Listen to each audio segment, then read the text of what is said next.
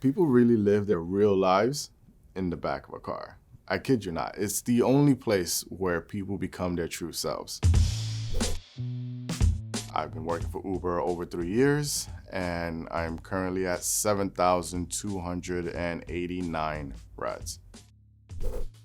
Starburst, iPhone chargers, paper towels. Some drivers do water. I find that to be too much. People drink half the little water and leave the bottle, and then you're constantly going in the back of the car trying to clean up their mess. I don't mind it.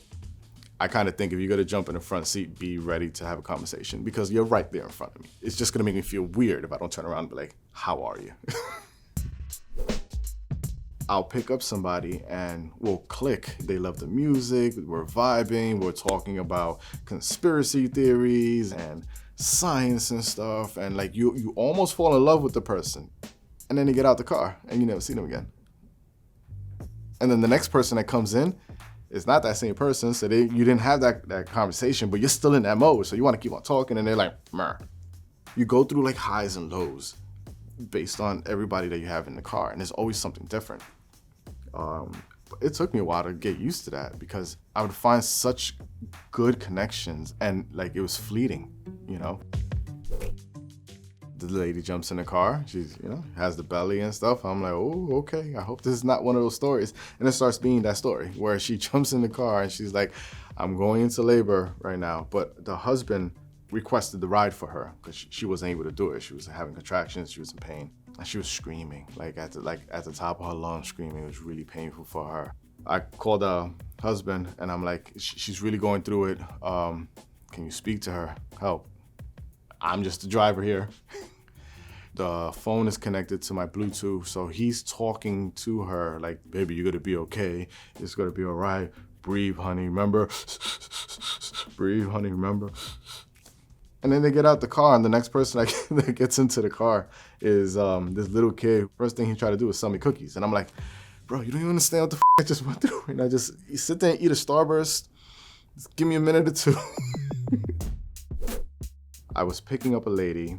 She was picking up her mother from the hospital. Her mother had just came out of the hospital.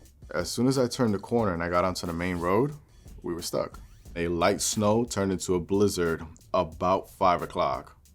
And it completely locked up the city. We literally stood there for about 2 hours and we did not pass a block. Without traffic or nothing, 15 minutes, 3 miles. That ride took 5 hours and about 20 minutes.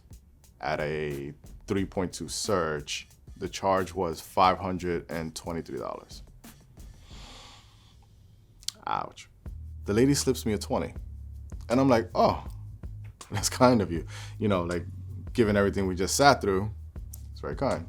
Go home, shower, sleep, stuff, come out the next day. The first ride that I pick up, she sits in the back seat and she's like, what's going on? What's this? And I'm like, what happened? The seats were wet. She had white pants on. She was really upset. I apologized 1,000 times. I explained what I went through the night before. And then she really got mad because then she realized that it was probably pee.